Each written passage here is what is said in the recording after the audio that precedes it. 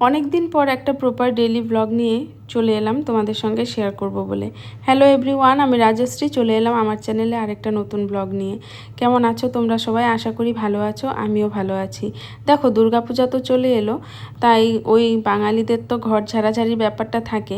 আর আমার না এবছর সত্যি বলতে গেলে এত চাপ পড়ে গেছে ওই রান্নাঘরের কাজটা নেওয়াতে, মানে চারিদিকে চাপটা বেশি পড়ে গেছে।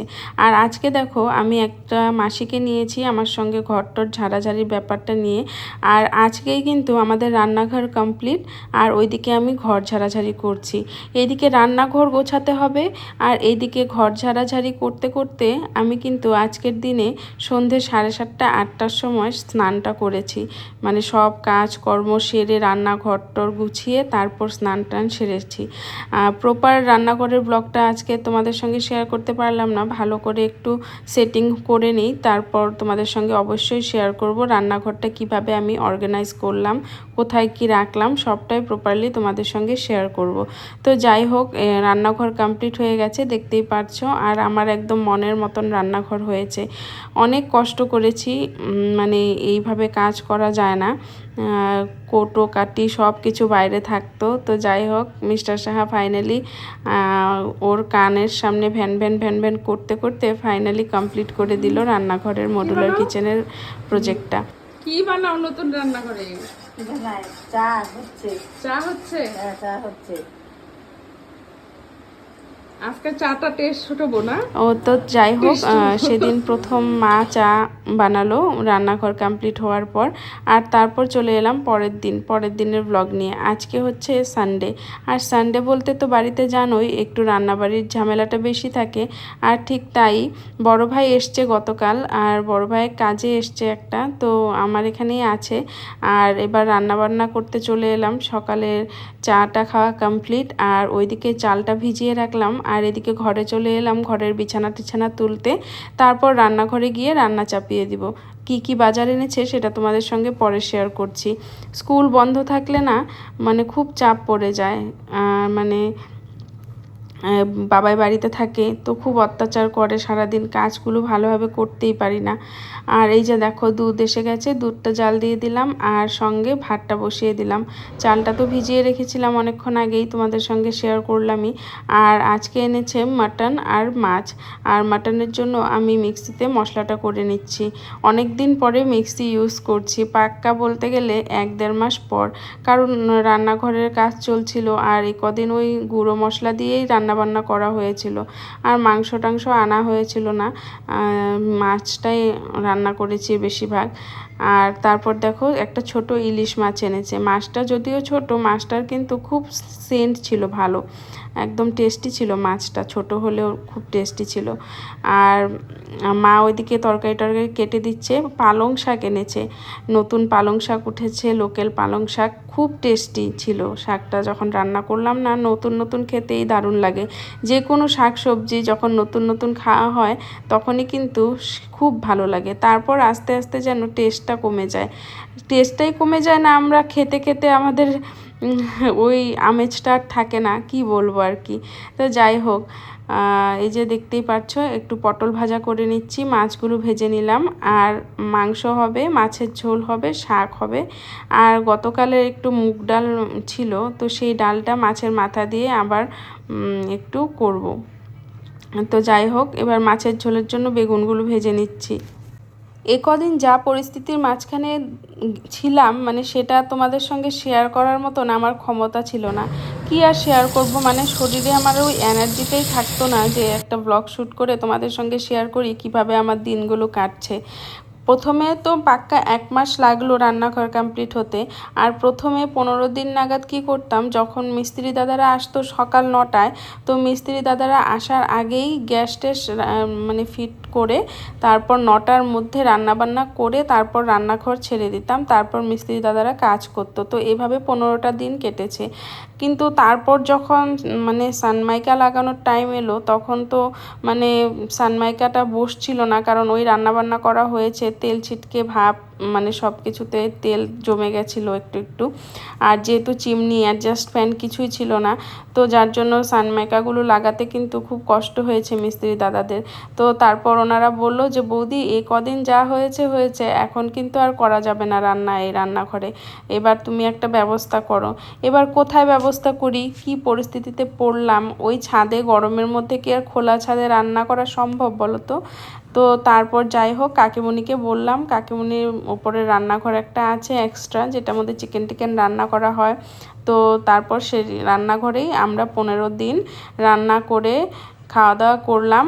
আর রান্না করে নিচে নিয়ে আসতাম, আমার ওই ড্রয়িং রুমে রাখতাম আর ওখানেই খাওয়া দাওয়া করতাম।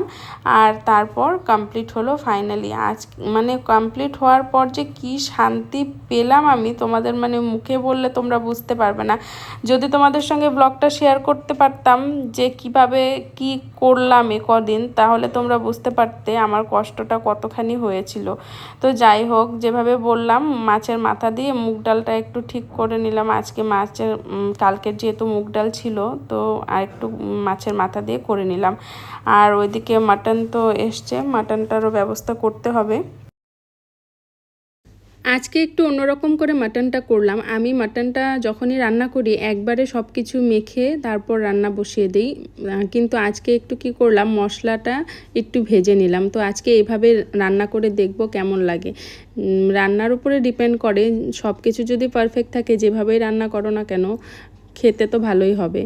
আর যদি কিছু কমতি থাকে তাহলে কিন্তু যতই তুমি অন্যভাবেই রান্না করো কখনোই কিন্তু ভালো লাগবে না সেটা খেয়ে। আর এই যে দেখো মাটনটা বসিয়ে দিলাম, আর এবার মাটন হতে থাক। আর ততক্ষণে আমি ওই ঘরে যাব, ঘরে গিয়ে বাবাইকে স্নান করাবো। আর বাকি কি কাজ আছে আরও টুকিটাকি ঘরে সেসব করে আসবো। মাটনটা এদিক দিয়ে হতে থাকুক।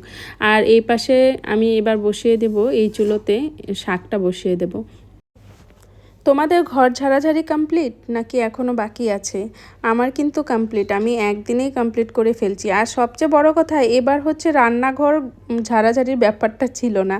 তো জানো তো রান্নাঘরে ঢুকলে সারাদিন কিন্তু রান্নাঘরেই লেগে যায়। রান্নাঘরে টুকিটাকি সব কিছু পরিষ্কার করতে করতে কিভাবে সারাদিন কেটে যায় বোঝাই যায় না।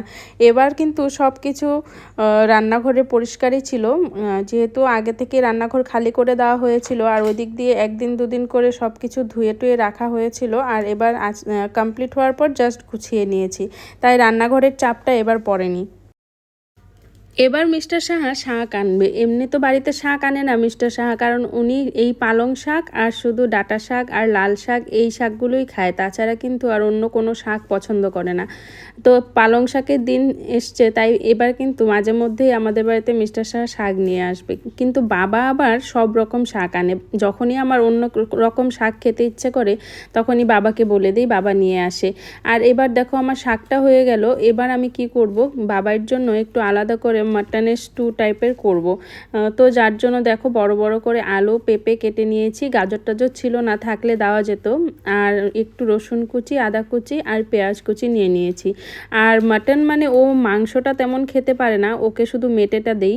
তো ওই কড়াইয়ে যে কষানো মাংসটা আছে সেখান থেকে আমি মেটেগুলো তুলে এখানে দিয়ে দেব। তো দেখতে থাকো আমি কিভাবে করি। প্রথমে এই যে একটুখানি তেলে পেঁয়াজ দিয়ে দিলাম, আর হচ্ছে এবার রসুন কুচি আদা কুচি দিয়ে দেব, আর হচ্ছে এই সব সবজিগুলো দিয়ে দেব। রসুন কুচি আদা কুচি কিন্তু দিয়েছি, আমি যেটা তোমাদের সঙ্গে শেয়ার করিনি, এখানে দেখোনি হয়তো তোমরা। আর এবার একটু হলুদ আর নুন দিয়ে দেব। আর না জিরের গুঁড়ো টুড়ো দেবো না, কারণ ওই মেটেটা ওই কষানো মাংস থেকে তুলবো, সেখান থেকে একটু মশলা তুলে এখানে দিয়ে দেব। আর এবার দেখো সবজিগুলো মোটামুটি ফ্রাই হয়ে গেছে, এবার এই যে মেটেগুলো তুলে এখানে দিয়ে দিচ্ছি, এই যে দেখো। আর এই মেটের সাথে একটু মশলা যা যায় সেটা দিয়েই হয়ে যাবে ওর মাটন স্টু। এবার ঝোলের জন্য একটু জল দিয়ে দেব। আর ওর একটু ঝোলটা বেশি লাগে, কারণ ও একটু পাতলা পাতলা খেতে পছন্দ করে ভাতটা। ও একদম আঠা আঠা ভাত খেতে পারে না, আঠালো ভাতটা খেতে পারে না, শুকনো শুকনো। আর এবার এই যে দেখো প্রেসার কুকারের ঢাকনাটা চাপিয়ে বাস 5টা সিটি দেব, হয়ে যাবে। আর একদম তুলতুলে হয়ে গেছিলো মেটেগুলো, খেতে ওর খুব সুবিধে হয়েছে। আর ওইদিকে দেখো মাটন কষানো হয়ে গেছে। আর এই যে ঘরে এসে বাবাকে স্নান করিয়ে নিলাম। আর এবার ওর পর্ব কমপ্লিট করে ততক্ষণে আমার মাটনটাও হয়ে যাবে। গ্যাসটা মানে ওভেনটা কমিয়ে দিয়ে এসেছি। আর তারপর আমি স্নানে চলে যাব রান্নাঘর ক্লিন করে। আর এই যে দেখো মাসি এসছে, তো মাসিকে এবার একটু খাওয়ার কিছু দিয়ে দিচ্ছি। এখন বাজছে দুপুর 1টা, মাসি এবার কাজ করে চলে যাবে, তো মাসি দুপুরে খাওয়া দাওয়া করে না। আর অ্যাকচুয়ালি এই মাসিটা আমার এখানে করে না, আমার এখানে যে মাসি করে তার শরীর ভালো না, অসুস্থ তিনি, তো যার জন্য কয়েকদিনের জন্য এই মাসিটা আমাদের এখানে করছে আর কি। এই মাসিটা আগে করতো কিন্তু এখন অন্য করে, তো ওনার শরীরটা খারাপ। তো মাসি খাওয়া দাওয়া করে নিল আর বেসিনে মানে সিঙ্কে যে সমস্ত টুকিটাকি বাসন ছিল সেগুলো একটু ধুয়ে দিল। আর আমার কিন্তু অলমোস্ট রান্নাবান্না কমপ্লিট। লাস্টে আমি বাসন্তী পোলাও করলাম একটু মিস্টার সাহার ডিমান্ড। আর আজকে আমার একটা বড় কাম মা করে দিল, সেটা হলো বাবাইকে দুপুরে খাওয়ানো। আর এই যে দেখো মা বাবাইকে খাইয়ে দিল আর আমি ততক্ষণে কিন্তু স্নান করে চলে এলাম। আর স্নান করে আসার পর বাবা আর বড় ভাই এসে গেছে, তো বাবা আর বড় ভাইকে খাওয়া দাওয়া করতে বসিয়ে দেব। স্নান করে চলে এলাম আর বাবা আর ভাই এসে গেছে। আর সকালের দিকে দেখো বৃষ্টি বৃষ্টি ছিল, কিন্তু এখন আবার একটু একটু রোদ উঠেছে। আর এই যে দেখো বড় ভাই আর বাবাকে খাওয়া দাওয়া করতে বসিয়ে দিয়েছি। আর বড় ভাই আমার এখানে কয়েকদিন থাকবে, কারণ মিস্টার সাহার এখন সিজন টাইম আর দুটো দোকান মেনটেন করে উঠতে পারছে না, তাই ভাইকে কয়েকদিন থাকতে বললো। আর বেলা 4:30টার সময় মিস্টার সাহা এলো, মুখে এই যে হাসি নিয়ে, আর কত রকম পোজ দিচ্ছে দেখো আমাকে ভিডিও করছিলাম বলে। ওর এই জিনিসটাই আমার খুব ভালো লাগে, ও যখনই বাইরে থেকে আসে তখনই কিন্তু মুখে একটা হাসি নিয়েই ঘরে ঢুকবে। ওর বাইরের চিন্তা ভাবনা চাপ আমাকে কোনোদিনই কিছু বুঝতে দেয় না। পরে আমি জিজ্ঞেস করলে বা কখনো পরে রাত্রে কখনো আলাপ করে, যখন ঘুমোতে যাব তখন বসে বসে আলাপ করে। আর ওর এই জিনিসটা আমার খুবই ভালো লাগে। ও নিজের মানে ব্যবসার চাপ, মানসিক চাপ সেই সব আমাকে বুঝতে দেয় না সহজে। আর এই যে দুপুরে খাওয়া দাওয়া করতে বসে পড়লাম। আর আমার চুলগুলোর হাল দেখো, এবার চুলগুলো কাটতেই হবে, আমি ভাদ্র মাস যাওয়ার অপেক্ষা করছি। আর জানো তো এই খাওয়া দাওয়া করতে করতে এমন জোরে ভূমিকম্প হলো, আধা খেয়ে আমি দৌড়।